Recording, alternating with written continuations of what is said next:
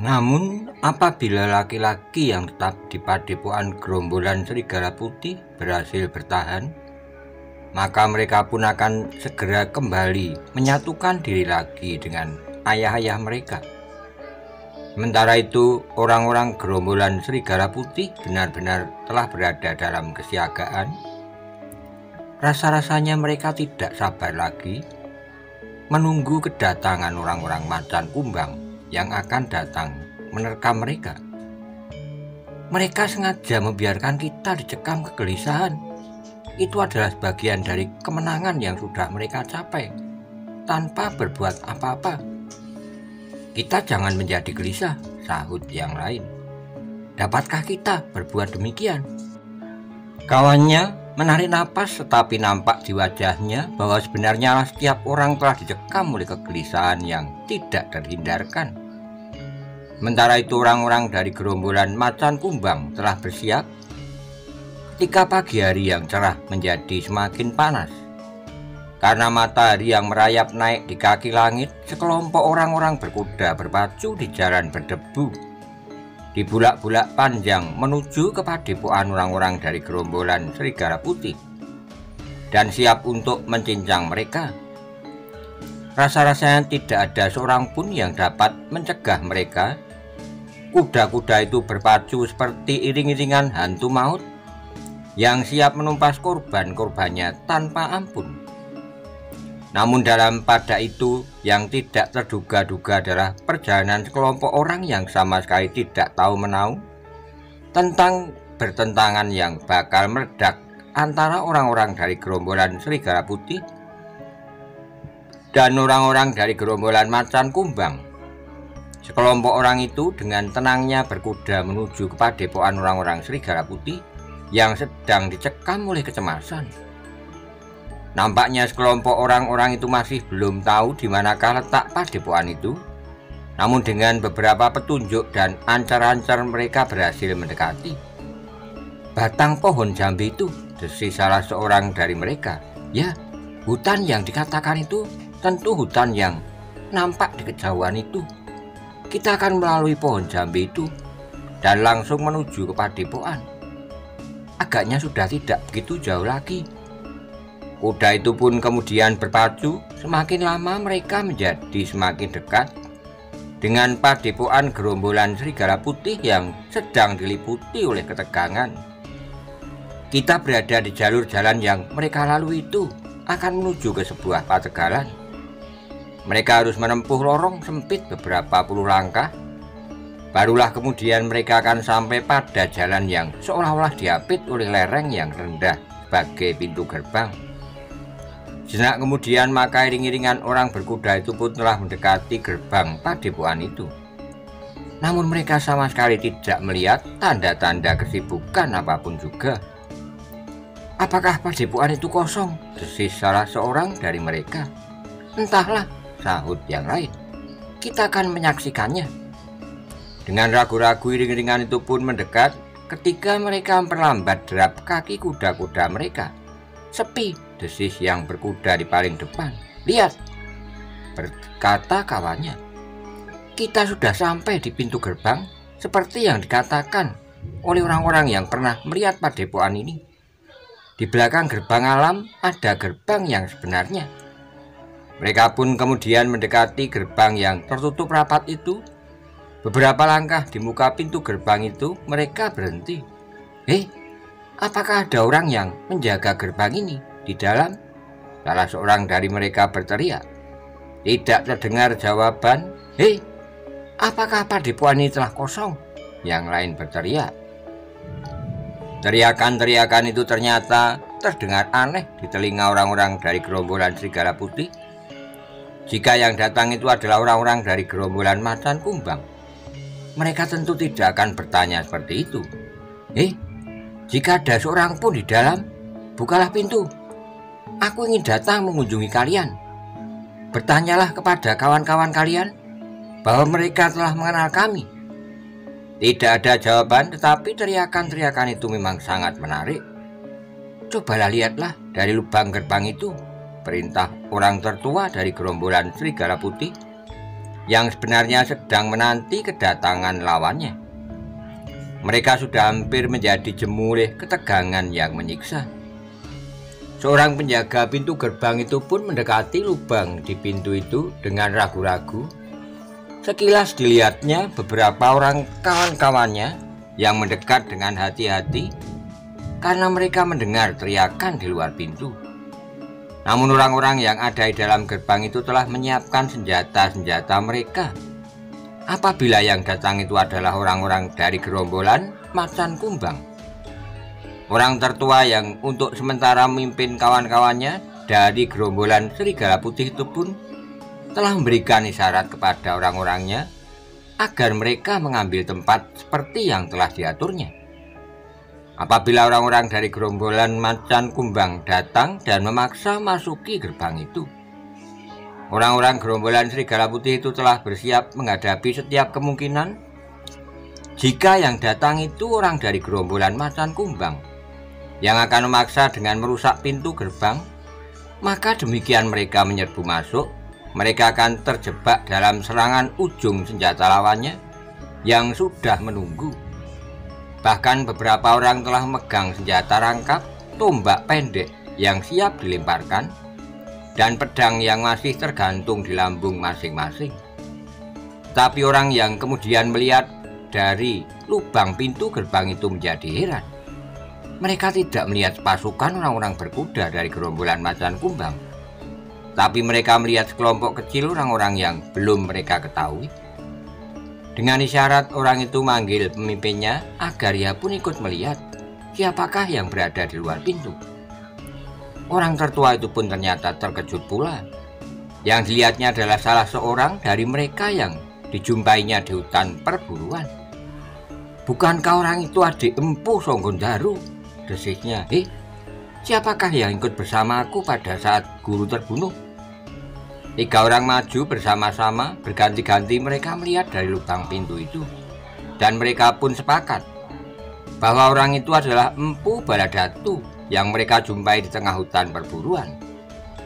"Apakah maksudnya?" bertanya salah seorang dari mereka. Tapi nampaknya mereka tidak bermaksud buruk. Ya, dan mereka datang dalam jumlah yang kecil, tidak lebih dari 6 atau 7 orang. Sejenak mereka berbincang tentang Empu Baladatu, dan sejenak kemudian mereka pun mendengar suara dari luar pintu gerbang. "Apakah kalian tidak percaya kepadaku?" Orang tertua itu pun kemudian menarik napas dalam-dalam, katanya, "Kita akan membuka pintu gerbang itu, karena nampaknya mereka tidak bermaksud jahat."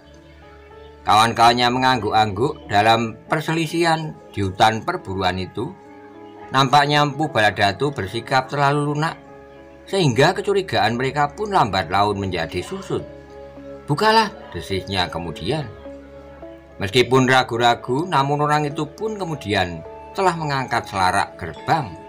Yang besar itu dibantu oleh seorang kawannya, sedangkan yang lain sama sekali tidak meninggalkan kewaspadaan. Mereka telah bersiap jika tiba-tiba saja mereka harus bertempur siapapun lawannya. Tapi ternyata ketika gerbang itu terbuka, sekelompok orang berkuda itu sama sekali tidak menunjukkan tanda-tanda untuk melakukan kekerasan. Bahkan orang yang berkuda di paling depan menjadi heran bahwa mereka telah disambut dengan senjata terhunus. "Apakah kedatanganku tidak kalian kehendaki?" bertanya orang itu. "Oh, tidak, Empu," jawab orang tertua. "Tapi kami sedang dalam kesiagaan." "Kenapa? Apakah kalian menendam? Apakah kalian menduga bahwa aku atau Kakang Songgondaru pada suatu saat akan datang menyerang kalian? Atau barangkali kalian bercuriga terhadap para prajurit Singosari?" Tidak, Empu, sama sekali tidak. Tapi kami sedang menunggu orang-orang dari gerombolan Macan Kumbang yang telah mengancam akan datang menyerang kami. Mereka sudah mengetahui bahwa kami telah kehilangan pemimpin kami.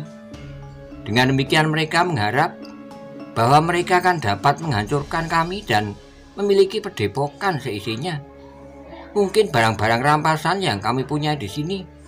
Seterusnya maka mereka akan merasa tidak kami saingi lagi di dalam segala kegiatan. Empu Baladatu mengangguk-angguk. Karena itu Empu, bukannya kami tidak mau menerima kedatangan Empu, atau lebih-lebih lagi mencurigai. Kami mengenal kelunaan sikap Empu pada saat kami bertemu di hutan perburuan itu. Tapi sebaiknya Empu menghindarkan diri dari keterlibatan lebih jauh lagi dalam pertentangan kami dengan orang-orang dari gerombolan Macan Kumbang. Apakah kalian sudah berjanji akan bertempur? Sudah. Kami katakan mereka mengancam akan menyerang. Sekarang mungkin kami sudah menunggu 2-3 hari. Empu Baladatu mengangguk-angguk lalu, aku akan berada di sini. Mudah-mudahan aku tidak akan mengganggu kalian saat kalian pertahankan padepokan kalian. Tapi mereka tidak dapat membedakan. Siapapun yang berada di sini tentu akan dibinasakannya. Mengapa kau sekarang mereka melakukannya? Setelah pemimpin kami tidak ada, mereka merasa kekuatan kami susut, dan bahkan kami menjadi tidak berdaya sama sekali. Sebelumnya, apakah mereka menganggap kalian cukup kuat? Orang-orang dari gerombolan Serigala Putih itu termangu-mangu. Setelah saling berpandangan sejenak, maka orang tertua di antara mereka itu pun menjawab, mungkin demikian, tapi saat-saat pemimpin kami masih hidup, kami merasa bahwa kekuatan kami seimbang dengan kekuatan gerombolan Macan Kumbang. Sehingga saat pemimpin kami terbunuh, maka keseimbangan itu pun segera berubah. Empu Baladatu mengangguk-angguk lalu ia pun bertanya dengan ragu-ragu, apakah kedatanganku dapat mengembalikan keseimbangan itu? Maksud Empu, aku berada di pihak kalian. Orang tertua itu termangu-mangu sejenak, namun kemudian katanya, sebaiknya Empu meninggalkan padepokan ini. Aku tidak ingin Empu terlibat dalam kesulitan. Empu Baladatu memandang orang-orang dalam gerombolan Serigala Putih itu dengan tatapan mata yang aneh. Namun kemudian ia pun tersenyum sambil berkata, aku sudah berada di sini. Sekarang aku akan tetap berada di sini. Jenak suasana bagaikan membeku. Orang-orang dari gerombolan Serigala Putih itu melihat Empu Baladatu tersenyum. Tutuplah pintu gerbangmu, atau barangkali lebih baik jika kalian menempatkan 1-2 orang pengawas di antara batu padas yang seolah-olah disediakan oleh alam bagi pintu gerbang padepokanmu ini. Untuk apa mereka berada di sana? Pengawasan itu tidak banyak artinya. Mereka tetap akan datang sampai ke mulut regol dan dengan paksa memecahkan pintunya. Tapi kalian sudah mengetahuinya saat-saat yang tepat dari kedatangan orang-orang dari gerombolan Macan Kumbang itu. Ketika mereka masih berada di kejauhan, kalian sudah dapat mempersiapkan diri sebaik-baiknya. Di hadapan kedua batu padas itu banyak terdapat pepohonan, sehingga pengawas itu tidak akan dapat melihat ke jarak yang jauh. Empu Baladatu mengangguk-angguk lalu, jika demikian, selaraklah pintu gerbangmu. Aku di sini, barangkali aku dengan beberapa orang-orangku akan dapat mengganti kekuatanmu yang hilang itu. Tetapi ketika kami jumpai Empu di hutan, Empu tidak membawa pengawal. Ada 2 orang, aku sempat kembali ke padepokanku, dan aku tidak dapat mencegah keinginanku untuk datang kemari. Tapi aku membawa pengawal lebih dari 2 orang, dan seperti yang kalian lihat, aku datang bersama 5 orang pengawalku yang terpercaya. Apakah menurut perhitunganmu, aku dan ke-5 orang pengawalku ini tidak dapat mengganti kekuatan 2 orang kawanmu yang terbunuh di hutan perburuan itu? Orang tertua itu mengerutkan keningnya, katanya, tentu dapat Empu, tapi apakah Empu tidak sekedar membuang waktu dan tenaga saja membela kami yang sudah kehilangan pegangan? Aku akan mencoba memberikan sandaran baru dalam padepokan ini. Orang-orang dari gerombolan Serigala Putih itu menjadi heran, tetapi sebelum seorang pun yang menyaut, sekali lagi Empu Baladatu berkata, selaraklah pintu gerbang itu. Berapa orang pun kemudian mendorong pintu gerbang dan mengangkat selarak. Nah, sekarang semuanya menjadi semakin jelas. Aku akan ikut bertempur jika orang-orang gerombolan Macan Kumbang itu benar-benar menyerangmu hari ini. Tapi jika saatnya aku pergi dan mereka belum juga datang, maka aku akan pergi juga. Orang tertua dari gerombolan serigala putih itu seolah telah tersadar. Karena itu maka ia pun segera mempersilahkan tamunya untuk masuki padepokannya yang sebenarnya tidak begitu besar. Empu Baladatu pun kemudian mengikuti orang tertua itu menuju ke sebuah rumah yang cukup besar di belakang sebuah halaman yang agak luas. Di sebelah menyebelah nampak beberapa rumah yang lain. Agaknya di bagian belakang dari rumah yang agak besar itu terdapat pula beberapa rumah, sedangkan halaman padepokan itu ternyata telah dilingkari oleh dinding batu yang tinggi di antara batang-batang pringori. Padepokan ini ternyata merupakan rapat sekali, desis Empu Baladatu. Rumpun-rumpun bambu itu memang sudah ada sejak sebelum tempat ini menjadi padepokan. Kami tinggal mengatur dan memanfaatkannya dengan menambah beberapa langkah dinding batu, sehingga seakan-akan padepokan kami telah dilingkari oleh benteng yang kuat. Empu Baladatu mengangguk-angguk. Memang sulit untuk masuki halaman padepokan itu tanpa melalui gerbang yang diberi pintu dan selarak yang kuat. Tapi bukan berarti bahwa gerbang itu tidak dapat dirusak dari luar. Sejenak kemudian Empu Baladatu sudah duduk di pendopo rumah yang terletak di tengah-tengah padepokan itu bersama kelima pengiringnya. Namun ketika seorang pengawal padepokan itu sedang mengidangkan minuman yang dingin, karena tidak ada seorang perempuan pun yang sempat merebus air seperti biasanya, maka pengawal yang lain datang dengan tergesa-gesa sambil berkata, "Ada 3 orang berkuda di luar regol." Berita itu sangat mengherankan bagi orang yang tertua di padepokan itu. Sama sekali tidak diketahui siapa lagi agaknya yang datang hanya bertiga. Karena itulah maka ia pun kemudian bertanya, "Apakah mereka tamu yang pernah kalian kenal?" Orang itu menggeleng jawabnya, "Belum. Mereka ingin berbicara dengan pemimpin dari gerombolan serigala putih di padepokan ini." Orang tertua itu termangu-mangu sejenak, namun kemudian ia pun bangkit sambil berkata, "Aku akan datang." "Aku ikut bersamamu," berkata Empu Baladatu. Orang itu termangu-mangu sejenak lalu, "Baiklah Empu, tapi apakah tidak sebaiknya Empu duduk saja di sini?" Empu Baladatu tertawa, ia pun kemudian ikut bersama orang tertua padepokan serigala putih itu. Dengan ragu-ragu orang tertua itu mendekati regol yang masih tertutup. Kemudian dari lubang di pintu regol ia menjenguk ketiga orang berkuda itu. "Siapakah kalian?" bertanya pemimpin serigala putih itu. "Kami akan bertemu dengan pemimpin kalian. Pemimpin kami sedang pergi, sebentar lagi ya kembali. Apakah keperluan kalian?" "Jika demikian aku ingin bertemu dengan orang yang dianggap pemimpin di sini sekarang ini. Aku orang tertua di sini." "Tertua? Berapa umurmu?" "Bukan tertua umurnya, tapi tertua di dalam olah kanuragan, ilmu tertua di sini." Tiga orang itu termangu-mangu jenak, namun salah seorang dari mereka berkata, "Sebaiknya kalian berkata terus terang, kami sudah mengetahui bahwa pemimpinmu telah terbunuh."